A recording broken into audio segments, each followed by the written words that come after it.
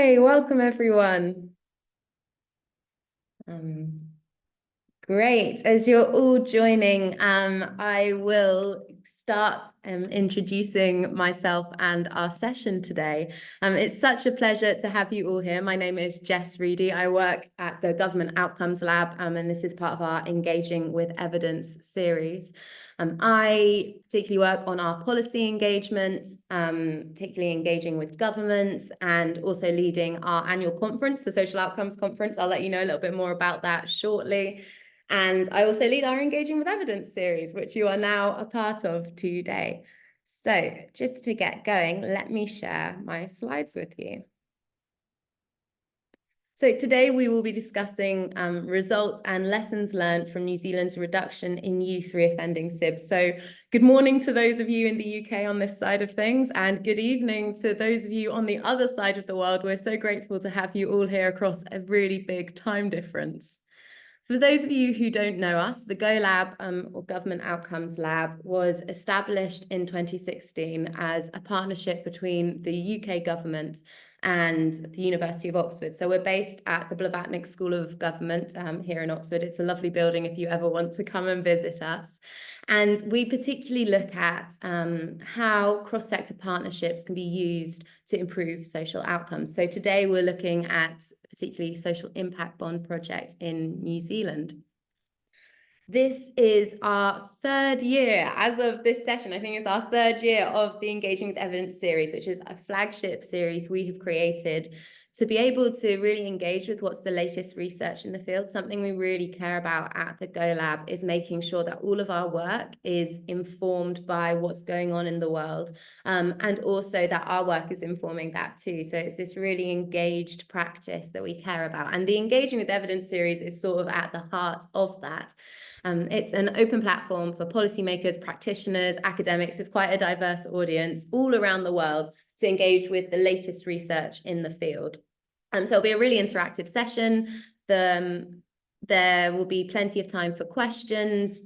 Whatever you want to hear more about, please do use the chat function throughout and get involved.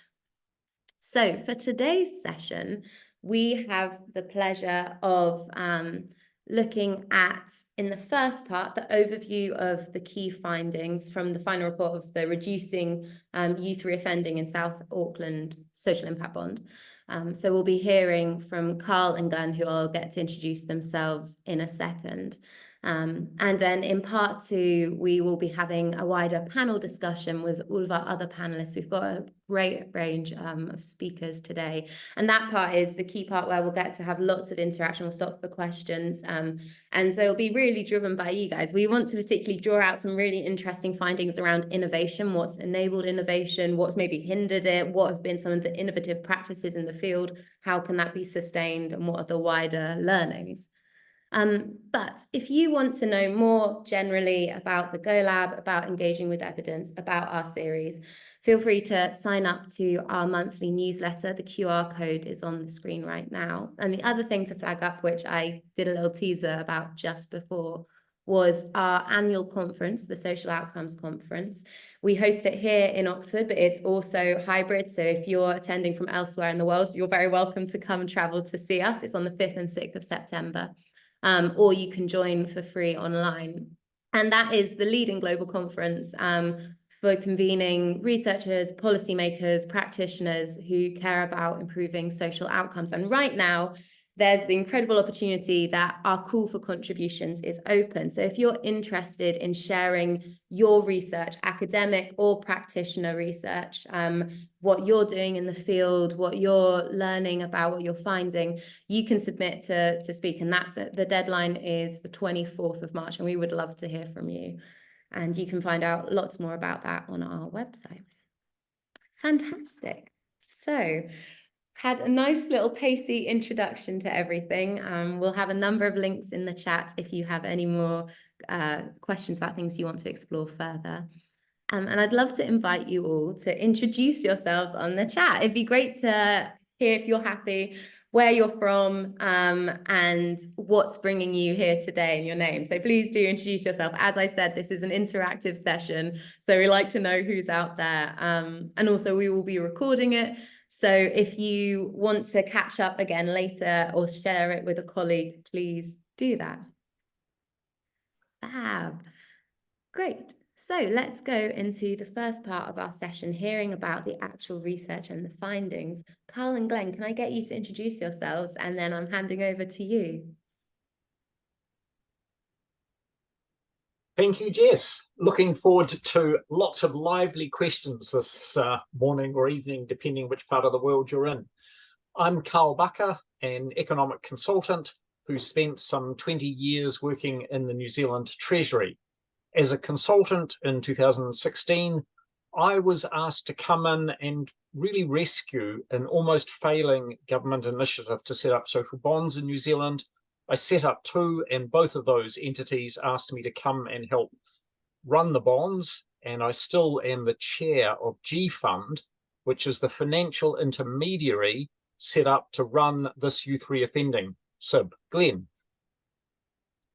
Thank you, Carl, and thank you, Jess. My name is Glenn Brown, and I am a principal consultant with Synergia, and I'm a data guy. Synergia is an analytics and evaluation provider in New Zealand. We worked with Carl to see if we could measure a range of outcomes for the social bond program and compare them to something akin to a control group. And I look forward to describing some of that analysis shortly. Thank you. Right, I think we just roll into our presentation. Thank you, Jess. We can probably go to the next slide. First of all, we will have a brief look at the context and overview of the New Zealand landscape for social impact bonds. Then we'll move into an exploration of what was intended with this particular bond and how it was designed. We will then answer the question, did it deliver? How did it deliver? So there was evaluation results. And then we'll conclude with a discussion around the learnings. And a lot of this work that we are reporting on this today has been set out in a solid evaluation report, the reference which you can see at the end of the slides. So back to the context and overview. In this session, we are talking about a New Zealand social impact bond that recently completed its 6-year term. We'll do our best to explain what was designed and how it worked, but hope to focus particularly on issues and lessons that have general relevance for more of an international audience. If you want particular details about New Zealand, I'll encourage you to look further into the evaluation report.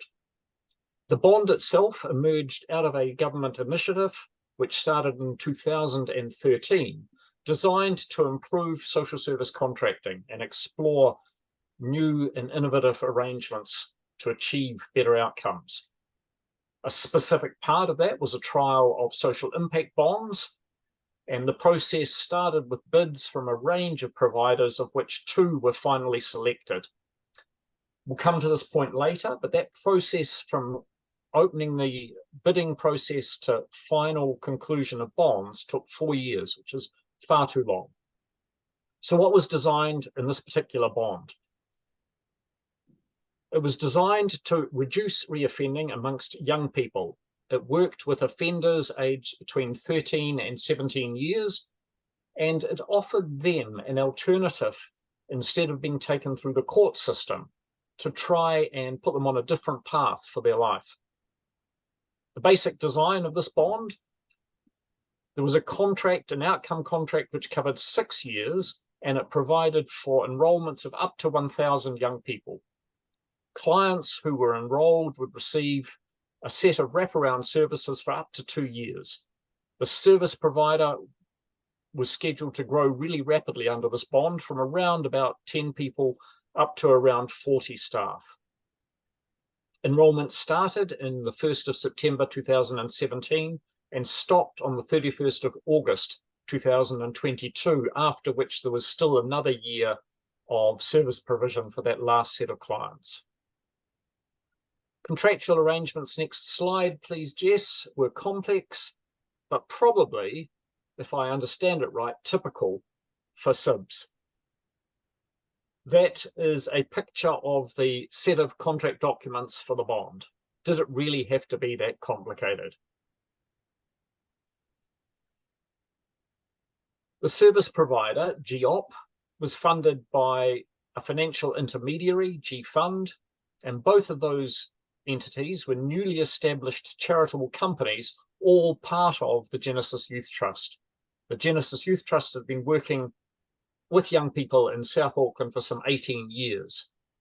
The funding for the bond came from initially 6 million of bonds which were issued, taken up by a set of private sector investors.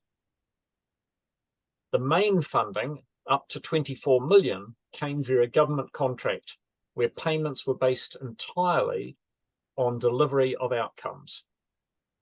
So, did it really have to be that complicated? And as I said, SIBs are recognised in most reviews as one of the more contractually complex forms of social sector contracting. And a lot of that has to do with their risk. They're dealing with high risk operations, a lot of innovation typically, and the risk is spread across multiple parties. And also this SIB was in New Zealand an intentional pilot. And as is typical with pilots, a lot of extra effort is spent in the early stages, trying to trial new forms of contract, new arrangements with people. And the hope was by investing more in that design phase, it could have yielded benefits for more bonds. Next slide, please, Jess. What were some of the design challenges we worked through on this particular bond? The first and main set of issues were really about defining which outcomes we were looking for and how they might be measured. The core of any payment for results contract. For this bond, the outcome targets were specified based on independent police offending data, and payments were due only when actual outcomes delivered were above those pre-established counterfactuals. The counterfactuals, the reoffending benchmarks, were based on an average for a risk-matched group for the 5 years prior to the bond starting. Outcome achievement was taken directly off New Zealand police data, so it was seen as reliable and independent. Because of the time lag before we could start collecting outcome data, and we aggregated results across cohorts in 6-month periods, we also included a new tool for assessing changes in criminogenic risk, and that flowed through to intermediate outcome payments, which basically could be paid a lot earlier than waiting for reoffending results. That tool was new for New Zealand, the YLS CMI tool. We'll talk a bit more about its importance later. And I've talked about the need to set up new structural entities. That was a challenge. That's pretty typical for SIB, so I won't spend more time there. Just very, very quickly, what were some of the other main issues that we addressed? We had to avoid cherry picking of clients. Obviously, if the provider could choose the easiest clients, that would make their job easier. So the contract stipulated that clients, certain proportions had to be within certain specified risk ranges, and did not allow the client much latitude in not enrolling clients, provided they were within those risk ranges. There was a lot of work that had to be done to set the financial metrics, and anyone who's worked on a social bond will understand that complexity. You're trying to juggle a service provider who needs funding, investors, how much they're prepared to put in, and a government as to how much they're prepared to pay. The contract also had to grapple with certainty and adaptability. So, key feature of many social bonds is the provider is given independent action, an ability to change the way that services are provided, which encourages innovation. And alongside that, you then need some certainty in the way that the contract is set up. And the whole contract then becomes a process of managing that in appropriate ways, with some off-ramps if outcomes are just totally beyond what people were expecting. And as you'll understand, this bond operated through the period of COVID, which was not a risk that anyone expected. Yet I think we managed our way through that. So what was achieved? Next slide, please. First of all, the intermediate outcomes, which is the reductions in criminogenic risk as measured by this tool that we introduced, the YLS CMI, which was an assessment tool across 8 domains of possible risky activity. The average YLS CMI scores you can see across all those clients gradually reduced, and criminogenic risk, as you would expect, does have a good bearing correlation with subsequent reoffending. Next slide, please.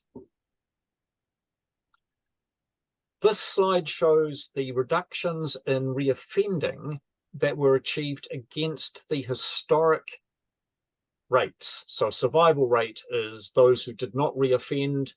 Sadly, you can see that the red and orange and yellow lines, which are historic ones, sorry, the red, blue, and orange lines, are the rates before the bond operated. And sadly, you see most young people go on to reoffend. What this graph shows is a very significant improvement in survival rates for the 2 years that clients were in the bond, and that the yellow arrow shows the improvement there. Very significant. Can we move to the next slide? A number of questions were raised about this bond because in the New Zealand context, youth offending rates had been dropping quite sharply during the period that we set the benchmarks, 2011 through to 2017. So a number of people were saying, yeah, you made your money, you beat all our benchmarks, but it was too easy. And as you can see, that was a valid question, given the significant change in reoffending rates from that period we used to set benchmarks.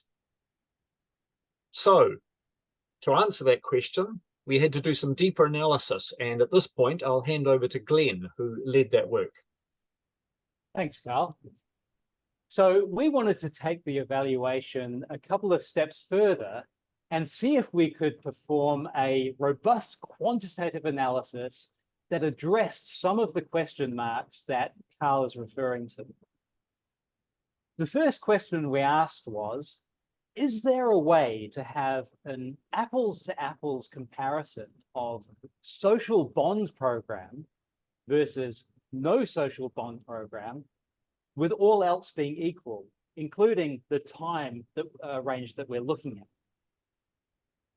The second question we asked was, is there a way to measure a range of different social outcomes, not just offending or criminogenic risk? Next slide, please, Jess. So to answer these questions, we turned to New Zealand's Integrated Data Infrastructure, or IDI. The IDI is essentially a big database that brings together information from a whole bunch of New Zealand government departments and NGOs into the one place. While going to great lengths to maintain privacy and preserve anonymity, the IDI allows researchers to marry up many different sources of data, including demographics, justice, health, benefits and social services, income and work, education and training, and many other kinds of data. The possibility for powerful insights is immense when you bring together data from many different sources like this and allow it to be joined at the level of the individual. And it means that you can ask questions like, in our case, did participants in the social bond program have different social outcomes to a comparable group who were not part of that program. Next slide, please. So, how did we do this?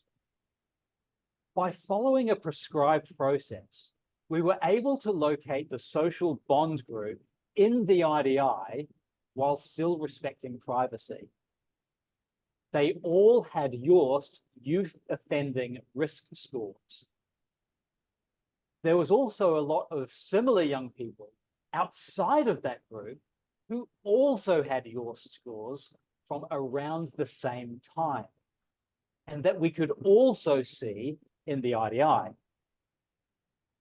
We then went through a process of finding, for each social bond participant in turn, the person from outside of the social bond program who was their best match based on risk of offending, as defined by their Youth score, age when they had their Youth assessment, ethnic group, sex or gender, and police district.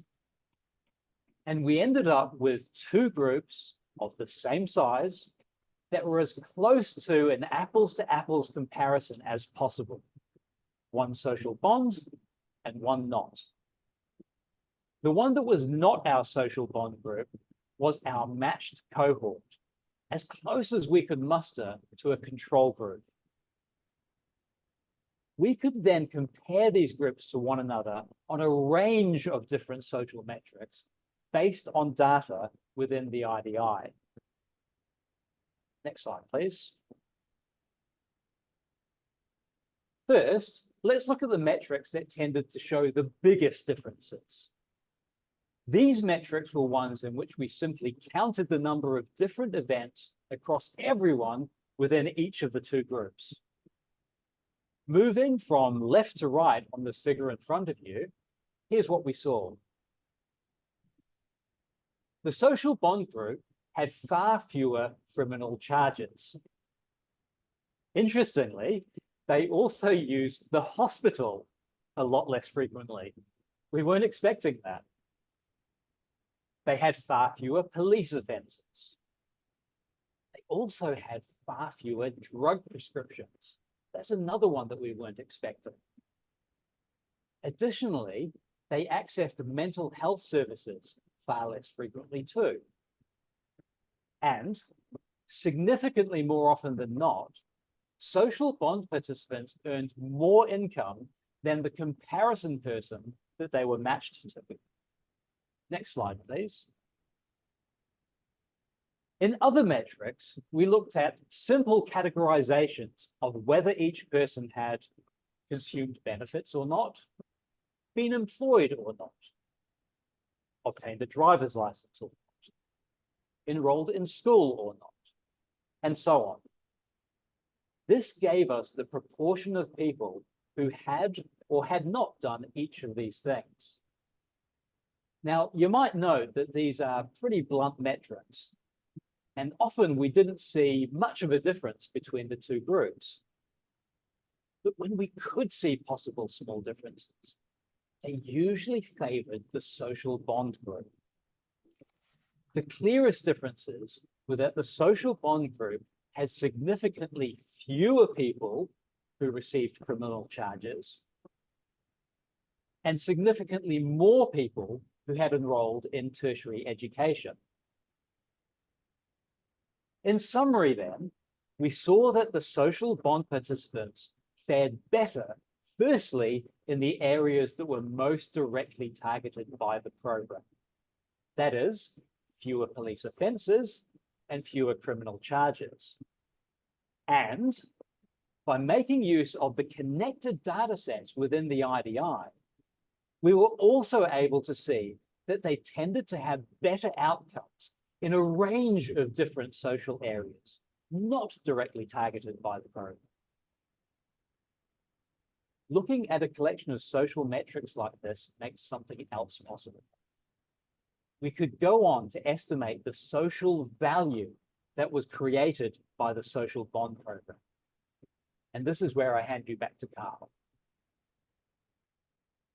Thank you, Glenn, for your careful work on this.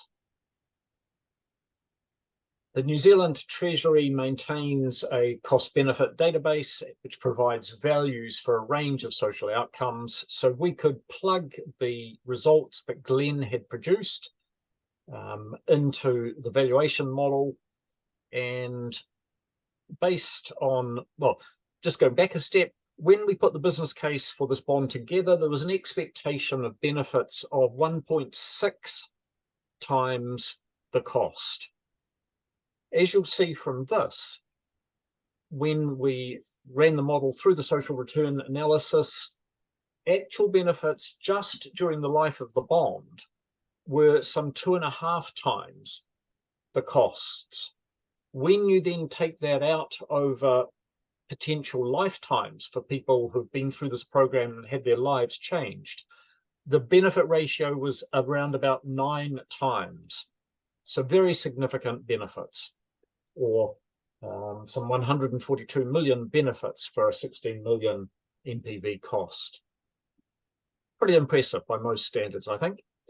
And unsurprisingly, given that level of social success and hitting those targets, investors were also paid out. We capped the maximum payments they could get, but they were paid out to the full rates of the contract.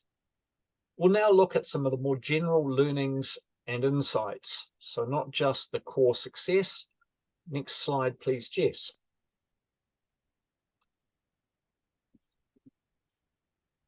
At its core, or in fact any SIB, is really an instrument designed to deliver better social outcomes, unleashed through some form of innovation. So a crucial issue at the heart of this SIB, as with any other SIB, is did anything emerge which was truly innovative, that was enduring, replicable? Or was it actually a really just complicated process that somehow turned the key on a cabinet which unleashed some superheroes like Rob there, who were just waiting to shine, and this just let them really take off? The evaluation concludes firmly that there was some enduring and significant innovation. That innovation, in my mind, centers on data, its creation, and the use of data. The need for better data was driven by the absolute requirement to focus on outcomes. The supply of the data was made possible because we had a long-term contract that allowed investment in new tools and the development of a data sharing information reporting tool. And the use of data was enhanced through staff training and development and more flexible ways of employing staff and others to actually deliver results. And I think that these three components are essentially intertwined, and no single element could have produced the same effect. A weekly dashboard was developed, which was circulated to staff and managers. It incorporated the latest data on reoffending outcomes alongside the results of the YLS CMI assessments. I can't go into all of the detail in this brief presentation. There's a little more in the evaluation report, but I'll just very, very quickly give you a taste of the sort of information that people inside the program and investors and the government agencies could see. Next slide, please. It's all a bit small and there's too much detail, but really just what I want to say here is we grouped clients into 6-month cohorts. So each vertical column with a label across is a 6-month cohort. And then we accumulated offences in those cohorts and measured them against benchmarks. So where you see one of those coloured columns underneath the horizontal line, that says reoffending for that cohort at this time period was underneath the benchmark. I include it just to say that this was being produced so you could look across cohorts to see, is one cohort which is going through the system, it might be in its 18-month period rather than its first 6 months, is their behaviour better or worse compared to the benchmarks? And you can also see at the same time, right now, is any particular cohort behaving in a different way than others? Rich information set. Next one, please, Jess. I talked about the YLS CMI criminogenic risk assessment tool. What managers got was reporting about, in a sense, the effectiveness of the entire program here. Was it working across all of those different 8 domains? Or was there something systematically that was not working, that the program needed to change and adjust? And at a glance, this highlights what's going on. Next slide, please, Jess. This then burrows down to another level of detail, and it says across the 4 different offices where teams were working, was the reduction in YLS CMI score any different across teams? So it allows managers to say, am I doing something that is delivering results more effectively or less effectively than other teams? Jess, next slide, please. And then another table looked at resource intensity. So you could look at overall intensity of use per client and even the ratio of the different staff types and the number of hours being spent on clients. So it provides measures of efficiency and or whether or not some changes in the staff mix is systematically resulted to outcomes. Next slide. Maybe just go back one. Sorry, I jumped there. What I want to turn to now very quickly in the time left is just to touch on some of the other innovations and learnings that we had out of this. So some other innovation was simply the introduction of the YLS CMI tool for New Zealand. That was, I think, quite a step forward. I think the use of the dashboard enabled what someone said to me was a connection between brain and heart. So often in NGOs, there are passionate staff who go out of their way to work long hours and hard with clients. What this data system enabled is more systematic connection between that passion and what's happening. So you still had passionate people, but you could guide their work, and you could also replicate it somewhere else with new people. Other innovations, there was a broader set of wraparound services where the use of those services and even other add-on services could be tailored through the use of the YLS CMI tool. We also had a longer engagement period of 2 years, which was much longer than most other interventions were in this space. Very, very quickly, wider set of lessons.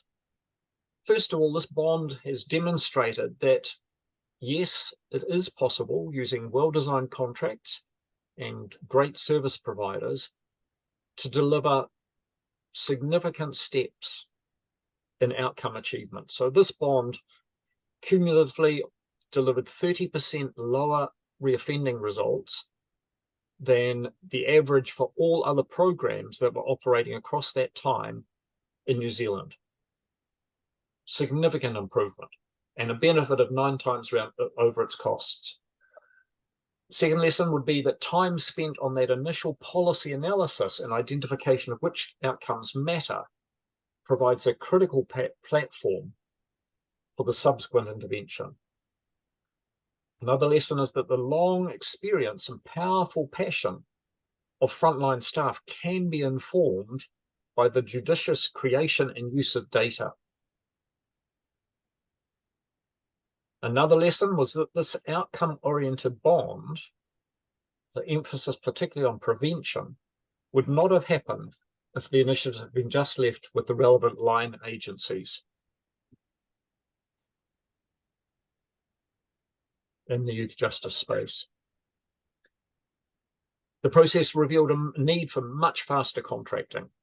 And I think a lesson there, which a number of other countries have adopted, is to provide a centralized institution which develops and supports organizations across a wide range of settings to develop better results-based contracting. Another lesson in New Zealand is it's not just enough to provide the enabler for contract development, but you also need to work with government agencies who in many cases are not used to taking hands off service provision. And there's an education process to go on with agencies, not only just to take hands off, but to keep supporting a bond, even if it's operating in a way which is different from most other service providers. None of these services can really work isolated from other government entities. Another lesson was that even though outcomes might be quite narrowly defined, and that's often a criticism of this sort of program, that outcomes are too narrowly defined, what the analysis has shown is that benefits may well spill over into other very significant areas.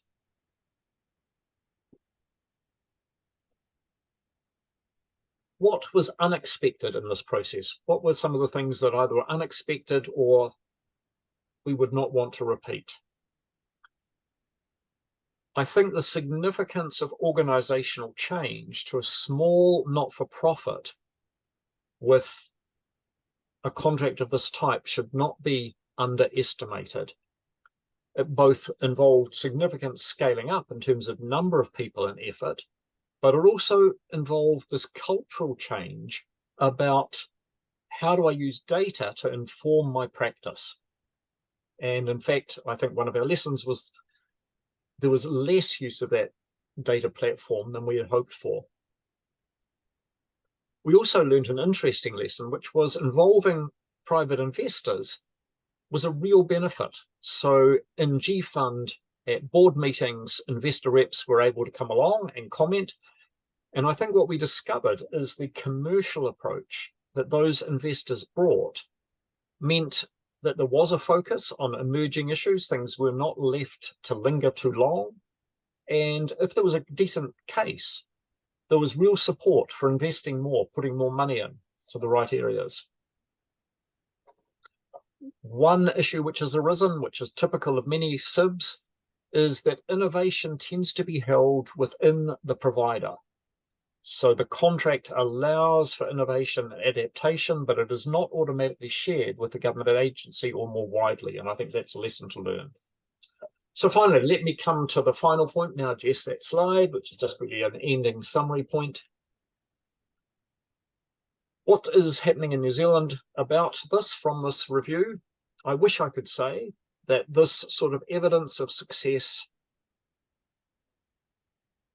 had led to a spurt of interest from government agencies to further this. At the moment, that did not happen. I think particularly there was a change in government shortly after these bonds were commissioned, and particularly a left of centre government was quite allergic to the idea of private sector involvement in social services with vulnerable clients. So agencies were largely disinterested in even the progress of our bond. We are hopeful now that with the change of government, again, there is a significant more interest in social investment and exploring contracts that are results-based and drive better performance.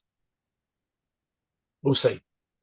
Hopefully, we've given you an insight into the results and lessons from this social impact bond. I recognise it has been necessarily very, very fast and a light touch. So hopefully it's generated some questions, and I've put the links in here to further the reports, which provide a lot more detail. So thank you. Over to you, Jess.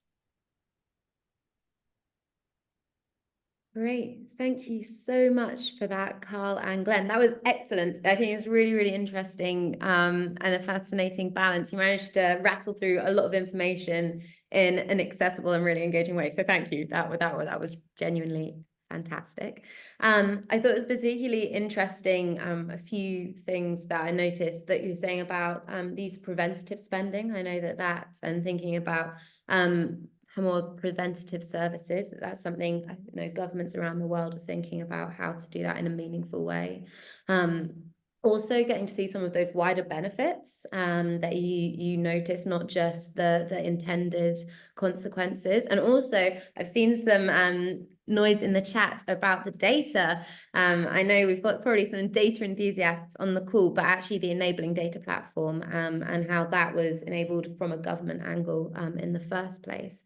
So we've got a few questions, but actually it seems like it might be good to go to the panel discussion and field those questions with everybody, because I noticed that we had a number that would probably be good for each person. So please do keep popping your questions in the chat. I'm going to ask our panelists to introduce themselves, and then we will be able to take those questions to Glenn, to Carl, and also more broadly to our other panelists, who I think will have some really interesting angles on these questions. So, hello, our panel. I will just go round my screen and ask you to introduce yourself. So if you could say who you are, what you do, and anything else that you think is just a key little bit of information before we sink our teeth in. Anne-Marie, you are first on my screen. Okay, tēnā koutou, ko Anne-Marie O'Connor, Takuinga. I'm Head of Sustainable Investment for the New Zealand Super Fund. We're a $70 billion sovereign wealth fund for New Zealand. My experience in sustainable investment has been long. It's been 30 years, half in Europe actually, and half at the Super Fund now. And so I've always had an interest in impact investment. This, however, was the first social impact bond that I've had experience on the ground with, as opposed to green bonds and World Bank bonds. I was involved with the due diligence of this bond with our portfolio manager, and later on I'll tell you what I got right and what I got wrong. Fantastic. Thank you for that, Anne-Marie. Davey, you are next on my screen. Hi, everybody. Yeah, my name's Davey Parks. I'm the founder and managing director of the Skill Mill, and we are a social enterprise based in England, and we provide jobs for young people who've come through the criminal justice system. We target young people who've been the most serious and most persistent, and we've been delivering this program through a social impact bond subsidised by the Life Chances Fund. It's a government subsidy, managed through the DCMS for the past 4 years. So we're just about at the end of the program, yeah, it's a unusual SIB in that it is provider led. So typically SIBs are commissioner led. We have multiple sites. We've got 8 locations. Again, not unique, but quite unusual to have so many locations. We've got 4 investors. We've got 3 intermediary organizations. So yeah, a lot of moving parts with our SIB, and we also have a hybrid model where 2/3 of the program is, or the payments to the investors come from the outcomes, and 1/3 comes from revenue generated by Skill Mill itself through selling services. So obviously very interested in everything that we've heard from Carl and Glenn, and happy to contribute to the panel. Thank you so much. So we've got Anne-Marie from the investor side. We've got Davey with the UK perspective, doing similar but different program over on this side of the world. Rob, can I get you to introduce yourself next? Yep. Hello, everyone. Rob Woodley. I was in the police for 28 years. Want to acknowledge my police brothers and sisters tuning in, and had the pleasure of leading an amazing team with Genesis Youth Trust, from founding it with 1 staff member to taking it right up to the bonds, which was a ultra marathon to win, four and a bit years actually, and it was a wonderful journey, a bit of roller coaster, but I can certainly I guess share from an operational perspective and a people perspective what was delivered on the front line, and how we got to those beautiful results and the learnings. So hello, kia ora, everyone. Thank you. Mara. Hi, everybody. My name is Mara Iroldi. I am the inaugural academic director of the Government Outcomes Lab, and I've also been lucky to lead with Andrea and my colleague Elle Carter, an amazing team that tries to increase the evidence base and capacity in understanding how you can put outcomes at the center in the delivery of public services. So really looking forward to the discussion today. Great, thank you. So we've got Rob, who's got that experience down on the ground of really helping deliver this program. And we've got Mara, who hopefully will be able to give us a bit more of a global perspective and also an academic angle. Bill, last but not least, can I get you to introduce yourself? Yeah, hello, I'm Bill English. We run a business called Impact Lab, which does a kind of commoditized version of social bond measurement for charities. We've done about 300 in New Zealand. I was also involved in starting the social bond program in New Zealand, which is unusually behind even the slow progress in most other countries. And I can make more comment about that later. Fantastic. And what Bill has very humbly not mentioned is that he was Prime Minister for New Zealand and also worked as Minister of Finance, I believe. So he was in government and has that angle, as well as now working outside of government around this sort of area of work too. Fantastic. So we've got a really exciting panel here for you. We've already got some questions in the chat, so I thought it'd be helpful to begin. And Andrea, please do chip in if you feel like I've missed a question that would be particularly good with this. But maybe the design side, so some of the setup for this innovative program and how that first happened. So I saw one of the questions in the chat was around risk. Jose, I'm so sorry if I've pronounced your name wrong, maybe it's Josie. Could I get you, if you can hear me right now, to unmute yourself and maybe ask your question? If not, I can just read it from the chat. Hello, good morning. It's Jose. You pronounce it right. Yeah, so thank you for the presentation. I'm really interested about what criteria were considered to determine the risk component associated to the service provider, and in practice, how is this defined? What proportion of risk is attributed to the service provider? How to determine that specifically? If you could give me some insights, would be really interesting. Thank you. Fantastic. So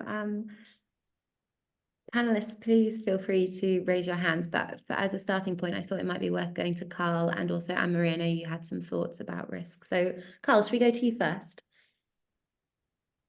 Obviously a complex question, and one where some negotiation is required. At one level, the provider probably didn't have as much risk as some other parties. So by the time investors put their 6 million into the pot, there was enough, and the level of funding was determined on this basis. There was largely enough to fund the service provider for the first couple of years. The big risk the service provider, of course, took on is, while it might get payments in the door, if outcomes weren't delivered, the payments would run out in 2 years. So there's massive staff and reputation risk if it didn't work. So scaling up the organization was a big risk. As Rob alluded to, the 4-year process before the bond got underway was a massive organizational risk and drained a lot of its reserves. So I think the provider had a hard job getting the bond underway. We had provisions where after 2 years, if things went really bad, it could be stopped. So that was a bit of a let out for investors, the government, and the service provider.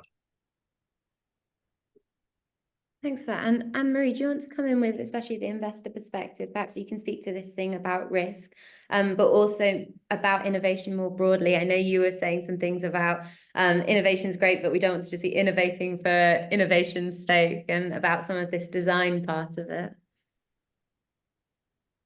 You're on mute right now. I'll start with that, and then I'll come back to the risks, the sort of diligence risks from an investor perspective. So I've been to quite a few events and conferences on social bonds and impact investment, and there is a real drive for innovation. And this was a really great innovation. And investors do want to invest in innovation, but we also really, if there's a high risk, and often there is a high risk with a new innovation, we want a higher return. So if you can remove as much unnecessary risk as possible, that is very good, and we'll talk about some of those. But also, if you can actually make it a bit boring, that's even better for investors in a way. Run it once, run it again, don't change it. If it works, use it in the same context and then go somewhere else. Don't keep trying to do something completely new all the time. And then you will build up a body of evidence which will reduce the risk or perceived risk to investors, and then they will not need such a high return. So I can see if something really got established here in New Zealand and globally, in 10 years' time, if these become common, innovative but common, then that's a much sort of more sustainable industry, I would say. Going into this bond, this was very new. I suppose the landscape was that there was around about 40 social bonds around the world, but not all of them had finished. So we had to rely, rather than on an analysis of social bonds per se and their success, we had to do a lot of research on the actual operator and on the structure of this bond. Now, there were certain structures that did protect bondholders, and so we did look at those quite closely. I think what was a bit surprising for me was that some of the risks that we thought would be managed and would be quite straightforward were in fact the ones that became the most serious. Now, we were asked about service provider risk. Well, service provider risk, there's credit risk. We knew about those sorts of risks. And the inflow of secure capital, I think, was transformational for this provider. I mean, from our perspective, it seemed to be transformational. It improved the training of staff. There was, over the time of it, we opened new offices. So that was all very good. But as Carl and Rob were saying, in the early years, in that first 6 months when we came in, and we had a 2-year period, it took 6 months to train the staff, recruit the staff, embed the YLS system. It was very complex, but the clock started ticking straight away. So in the future, it would be better get the money, establish the bond, and then start the clock ticking. But the real surprise for us was referral risk. So this is where the police would refer clients to the bond. And we thought that would be pretty much a given. We knew but the responsibility for getting those participants rested with Genesis, sort of based on a MOU with the police. Now, that MOU was less robust than we anticipated, but even so, we expected that the opportunity for the youth would drive the program and drive those referrals. But in fact, that was quite mixed. So that meant less rangatahi going through the system. And probably the other thing, of course, always with these bonds is political risk. Now, to a certain extent, the political risk was actually quite controlled. So the risk of termination without cause, which we'd seen overseas, there were some structures there that kind of deterred that. So, but if something is terminated early, that's an opportunity cost for us. We could have been investing that money elsewhere. But what we really found was there was an opportunity lost, we believe, because the political risk there was that we didn't roll over the bond. We did all of that hard work, put all of that effort, made it successful. One of the reasons we were in it with our $6 million, which is not a large amount for a large fund, but we went in on a commercial basis and a social impact basis. But really it was to actually build something for the future that would roll on. And unfortunately, that did not happen. So I think that is an opportunity lost, and I think you know, if we really iron out all of those other challenges that we were talking about, you know, learn from this experience, then what you'll find is that investors will accept a lower return for a lower risk. You roll it over time and time again. You know, I really hope that that's something that we could look forward to in the future. And remember, the bond for us was also a financial success. So it was a success for investors, not just from a social impact perspective. So that's important also to recognize. And for us, we just feel that this does not work in all situations. We would not want to see a bond with all of those measures that you've all been looking at, but it really helps from a support basis and a political risk basis as well, if it does have those wider benefits. And it is just another string to the bow of capital funding, I believe.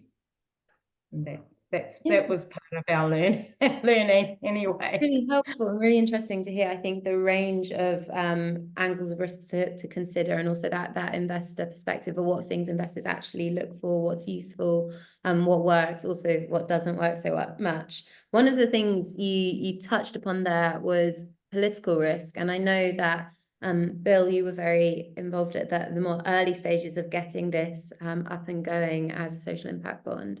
I was wondering if you wanted to speak maybe a little bit to that, about the political risk, about the political environment for designing for these sort of things and that setup side of things. Yeah, okay, I can do that. I was involved with this at the start, and initiated the social bond program because we didn't have one. Interestingly, there's no broad political risk associated with this kind of endeavour. That is, the public don't take a strong view about it, or even the social sector. But the real political risk is government agencies. And I think anyone who is really seriously interested in the bonds or this type of approach, an outcomes-driven approach, anyone who has the capacity we can do all the research we like on the interventions themselves, but there's no self-reflection in the sort of universalist welfare welfare state organisations that we're trying to modify with this sort of approach.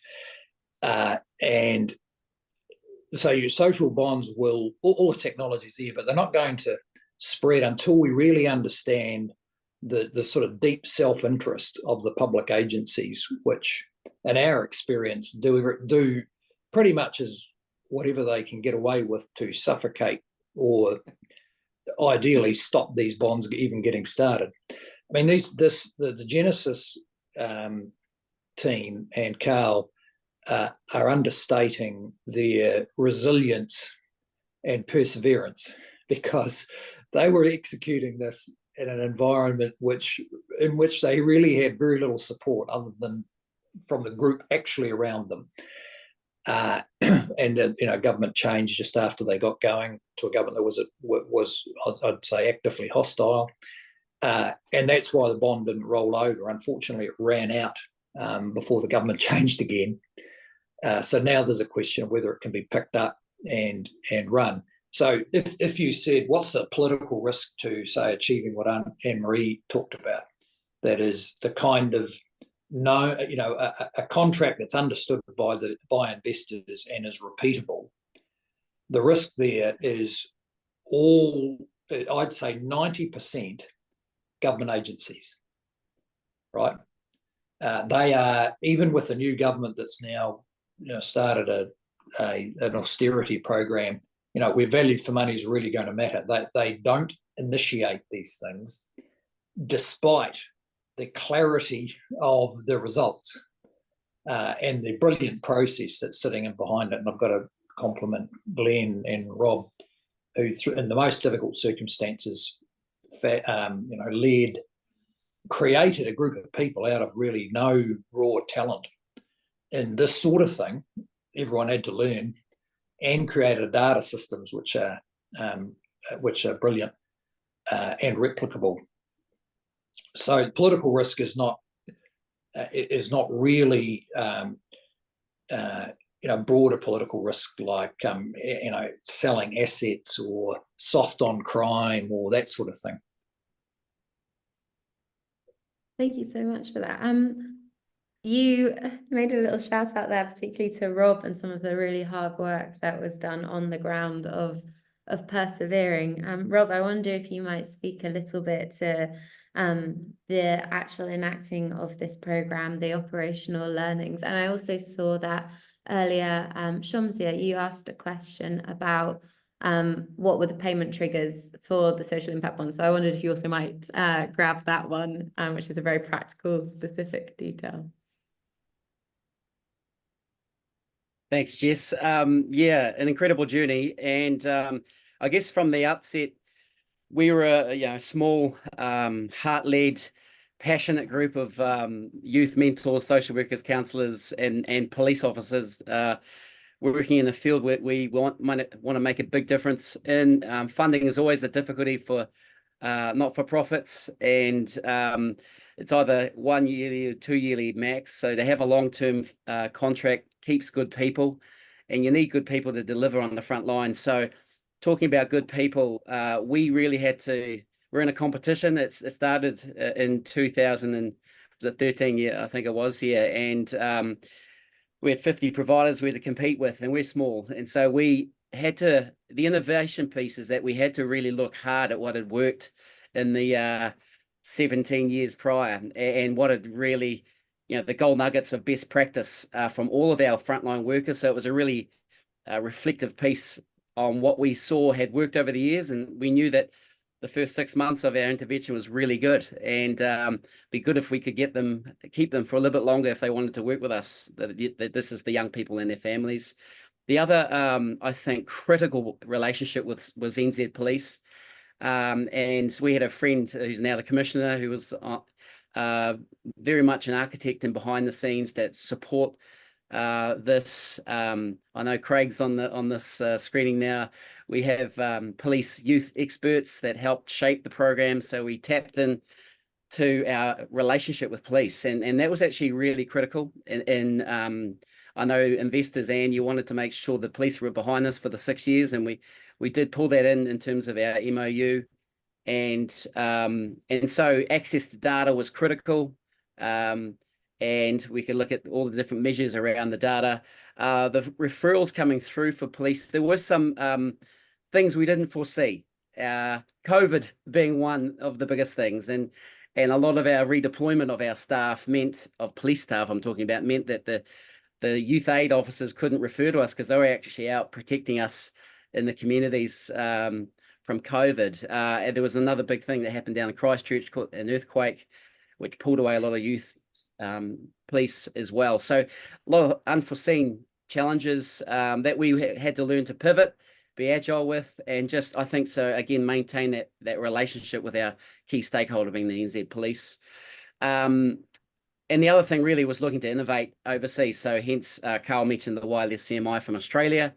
Good things do come out of Australia, which is great to see. And we were using that in a different way. So it was for us internally, it was a challenge for this passionate group to start being very disciplined around measurements, around assessments. If I could encourage anything, the reflection really is we could keep it a bit simpler next time. We were doing this assessment for every young person 6 times over 2 years, and that's 47 questions. It takes 3 weeks to do one assessment. So it was a challenge for our team to get trained in this and then be disciplined in it. The good stuff that came out of it, though, is that we could see where we could improve, the gold nuggets of best practice from certain practitioners or areas. We could learn from that, and we could bring in extra resource where we could see that data was saying substance abuse was hard to crack in certain areas. And so we would, becoming data rich was really a change up for us. And I guess you'd be pleased to know that something good has come from this, and we were able to apply our learnings in a different area around youth aggressors and family harm, and create another team out of the learnings from social bonds. So that was great. But yeah, we learnt a lot, and you know, I think you know, Genesis is ready to go again for the next season ahead, and hopefully the current government can look to use the good work that did come from this. Yeah, excellent. Thank you so much, Rob. I think it's really interesting hearing from you there. Some of those things that really enabled the work, but also a lot of challenges, like really, really big challenges coming along the way, and how you got through that and what you'd be able to do differently, especially with that simplifying bit. Davey, I wondered how that compared with your experience in the UK. And then Mara, I thought it might be interesting to hear a bit from you about globally. Does this resonate with what we're seeing around the world? Before Andrea will then come to you to grab some more of the questions from the chat. So Davey, you first about the Yeah, thanks, Jess. I mean, absolutely. We've seen pretty much every potential problem that's often associated with SIBs come, you know, past our door. We've got a very complex SIB. I already said that. We've got, you know, a lot of stakeholders. It's a lot of relationships to manage. We've got, you know, cohorts of young people who are themselves complex. So, you know, that day-to-day operational stuff, which is our, you know, main focus, is in itself, you know, challenging. But what we also have around it with the SIB is a number of other stakeholders who we, you know, we also have to manage those relationships, and this complexity, you know, has been, I mean, very interesting, no doubt about it. I know we've got, you know, a lot, and amassed a lot of support along the way in terms of all of the organizations and individuals who've come along to support it. But we are a small team, and I think you find with most SIBs, you've got a small team, just as Rob's described, of dedicated, really passionate people, but having to manage you know, very complex contracts, very complex relationships, a whole set of metrics and financial you know, constructs which, you know, are you know, so far removed from the day-to-day operational business of getting these kids up out of bed every morning, getting them to work, getting them motivated, changing their identity, which is what, you know, what we're all about. So all of this, it just becomes, you know, it can become overwhelming, you know, just because of the sheer enormity of the program. It suddenly becomes, you know, really big, and we started with a very simple idea, which was create a job, give someone a job, and test that as an intervention to see whether that actually effectively, you know, shifts that person from the, you know, out of the system, breaks that cycle of offending. And we've proven that, absolutely, undoubtedly, we've proven that that works. But, you know, we've also added this enormous amount of additional stuff along the way. I mean, a lot of good comes from that because we've got a lot of systems in place, and I guess it's also just chimes with what Rob was saying, and Carla and Glenn, a lot of new systems to measure and record and substantiate everything that's going on. So that's, you know, undoubtedly been very, very helpful. And just in terms of the, you know, the risk, in terms of managing the risk, we would describe it as everything, everywhere, all at once, because we've got so much risk to manage, so many assessments of, you know, the young people, the activities they have to do, the relationships, the you know, well, you know, reputational risk that not just Skill Mill has, but all of our partners that we're holding. You know, everyone's got, you know, skin in the game, so we have to make sure that we, you know, we are doing it the best we can to minimize the risk. The investors see our program as being risky, not because of a concern around our ability to achieve the outcomes and draw down those outcome payments, but our ability to generate sales is actually the risky bit of this SIB, which is actually you know, quite understandable, because we have to be competitive out there and sell services, and that isn't easy.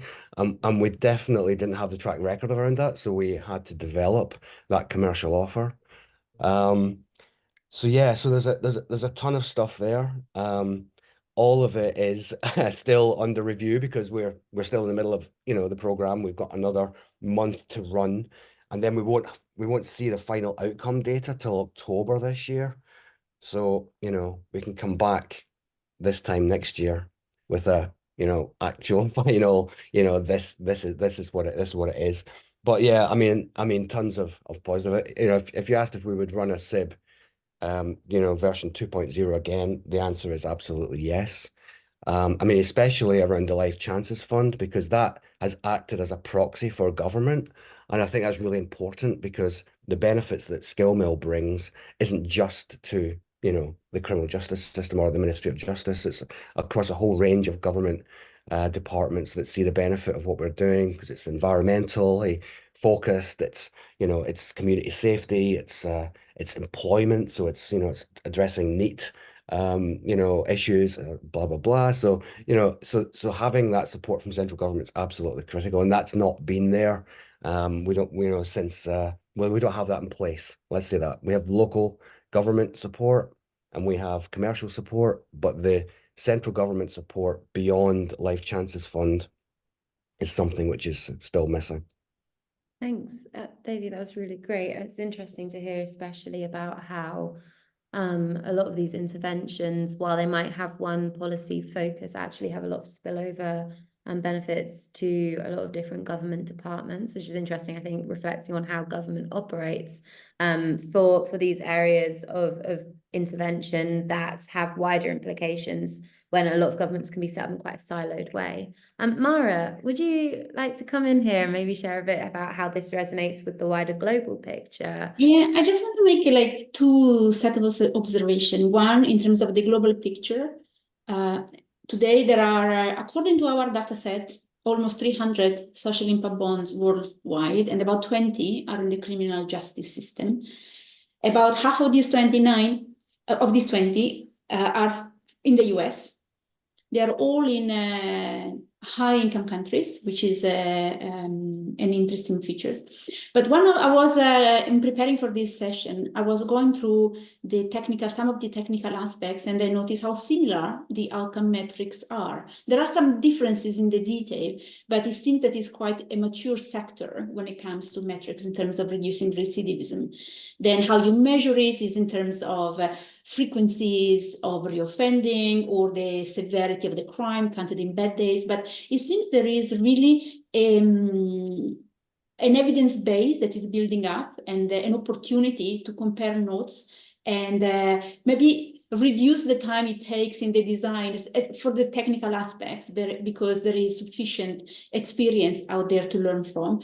But also the soft aspects, those are quite complex cohorts that require a multitude of intervention, and there is no one-fits-all solution. And so it seems that this outcome focus is well suited to allow the flexibility to change what happens on the ground.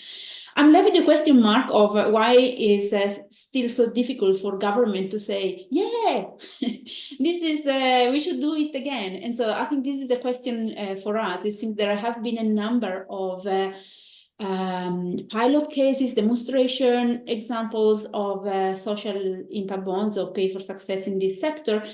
And one of the questions I always ask is, what is the exit strategy? Once you've done an impact bond, what do you expect to do next? And in some cases, it's just to demonstrate a new way of doing things, and then you commission them differently. But often in the criminal justice case, the idea is to do another one, because it speaks to the fact that you can achieve outcomes better using this mechanism than by traditional provision, but that rarely happens. So I think this is a question for us researchers to try to unpack why it doesn't replicate so easily.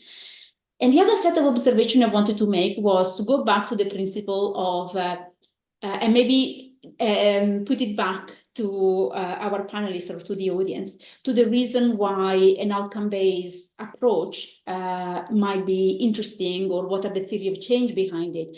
And in our research, we identified three main ones. And one reason is an outcome-based approach enables collaboration. So I already said the fact that you are focused on what is the outcome, and you are like a little bit hands-off, and maybe you need to call in different actors in the ecosystem, and that flexibility is vital.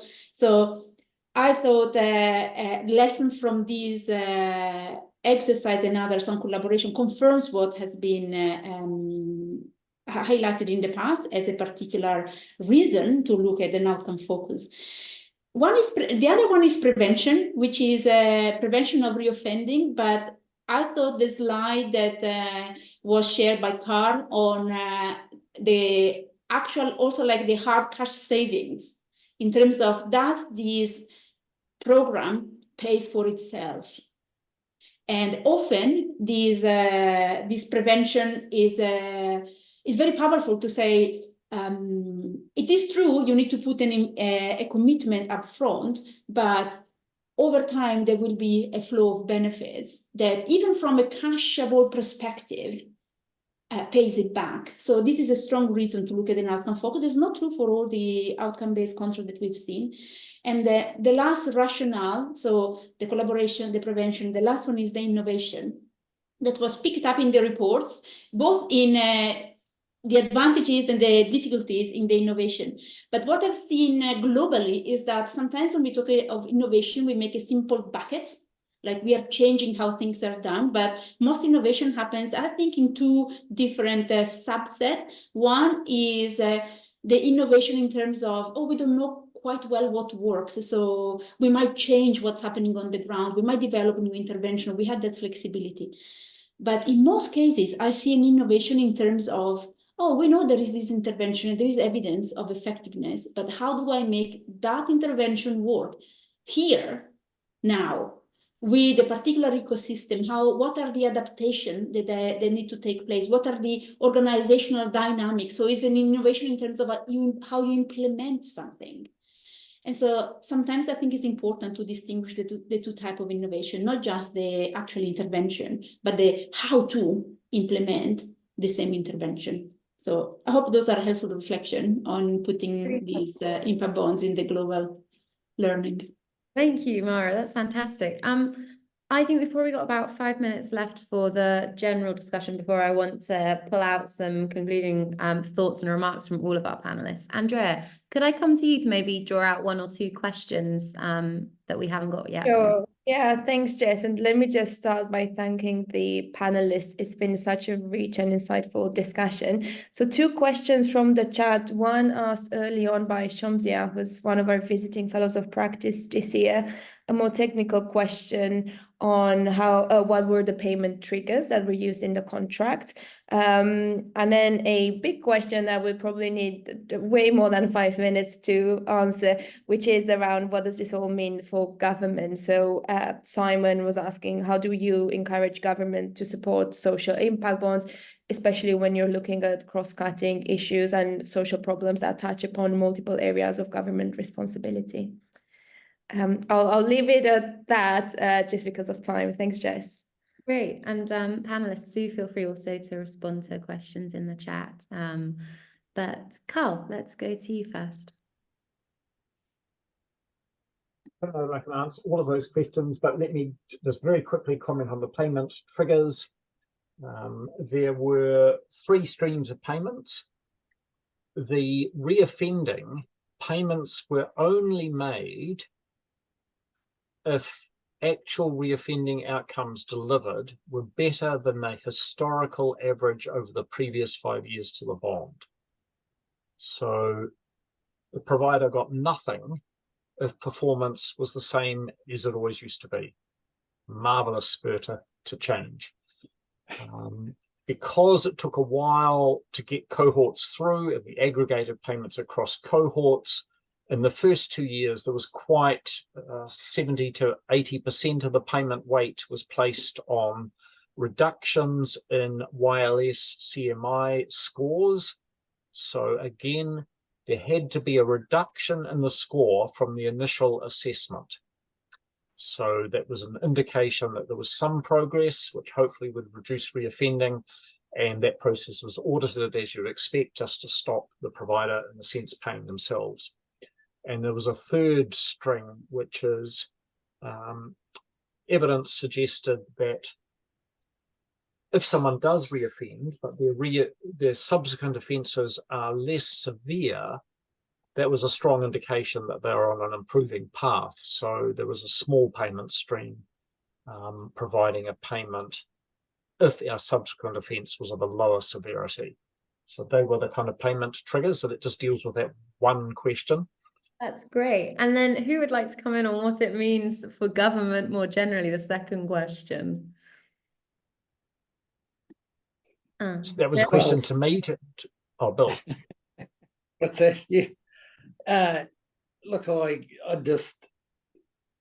mean, the irony of all this is you've got private investors, and in this case, a tiny charity, investing in a sharper, more focused way of improving outcomes for young offenders than any government agency you've come across. And where the larger agencies do it, they're massively inefficient. You know, they're doing collaboration, which is rooms full of 15 people, and collaboration generally means everyone has a say and no one's accountable, in my extensive experience watching it. So the structure we found gets a bit of a grip was to set up a thing called a social, in our case, the language is irrelevant, we call it a social investment agency. And that is an entity that is independent of any mainstream government agency, because the mainstream government agencies either don't tell the truth about the billions they're spending, or they tell you, even if they're telling you the truth, it can only be part of the story because of all the cross-cutting effects from, you know, good schooling and the effects it has on everybody else. But an independent agency with access to sort of whole of person data, such in New Zealand, we've got the IDI, there's other versions of it elsewhere, and good developments in Australia in this respect, who can actually tell politicians what happens to people and communities rather than what happens to pupils, prisoners, patients, pensioners, which is only ever part of the story. And alongside this work, have a business that's worked with 300 charities, and the lessons out of that are, in some respects, quite threatening for mainstream delivery. And the lessons out of it are that the more complex the need, the more chaotic the service provision is from government. And if something like a social bond organises that service provision in a highly organised and focused way, focused actually on the customers. But what works is trusted relationships. And the more complex it is, the more trusted relationship is required. When you have a trusted relationship and a set of data tools, you can really make things move. Now, it happens that most mainstream large-scale government agencies have neither. And I think our approach to it, you know, the political approach to it is far too kind of gentle and talky. The fact is, those large-scale institutions don't service the need of the bottom 15% very well, unless you're really ill. If you're really ill, you get not a bad deal, but otherwise you just get chaotic bits of commodity service that's designed for the mainstream 85% and not for you. So that's why in New Zealand we've gone to this structure outside, and I'm hoping the new government will reinvigorate it. The last one didn't get rid of it, didn't use it much, but it didn't get rid of it. And then you can contract in a more transparent and integrated way with organisations like Genesis, who are right at the front line, because I think they would tell you the enormous investment of time and energy, even in dealing with a couple of well-meaning, well-intended agencies. In this case, the Children's Agency and the police. So yeah, you can't do it within existing structures. I've spent 30 years looking at this, from being a treasury analyst through to the finance minister with all the levers over the billions of dollars. those institutions cannot change. So for social bonds to thrive, we have to advocate a different kind of government structure and a funding stream independent of those institutions. Thank you so much for your thoughts there, Bill. Yeah. It's time for us to wrap things up now, but Davey, I see you've got your hand up. Maybe I can encourage you to pop your thought in the chat or to do this in your concluding remark. I want to now give my panelists a little bit of a challenge, which is in just one sentence. So really succinct here. I'm not talking about 100 clauses, a sentence. For those in our audience today who are wanting to take away the insights, to think about their work, how they might implement these things, how they might be able to see difference for the better in this area, what would be your top takeaway? So in one sentence, no easy task there. Rob, I wonder if I might come to you first. I did prepare a little sentence for this occasion. Yeah, I just thought, just in summary, good people doing the right things with the right cohort, the right length of time will lead to great results in partnership. Yeah. Come on, excellent and inspiring. Davey, can I come to you next? Yeah, I mean, I would say just simply, if there's no pain, then there's no gain. And with this, we've been through all of that. We've got all the scars to show for it. But actually, I think we're much stronger for it. And yeah, we've learned a ton. And we'd like to come back to you all in a year's time with the final results. Come on, well, hopefully we'll have a session where we can talk about them. Anne-Marie, can I come to you? Yeah, the more unnecessary risks you take out of the bond, the more often you run it successfully, the more confident investors will be, and the less return they will expect, and the less cost it will be to the government. Excellent. Carl, up to you.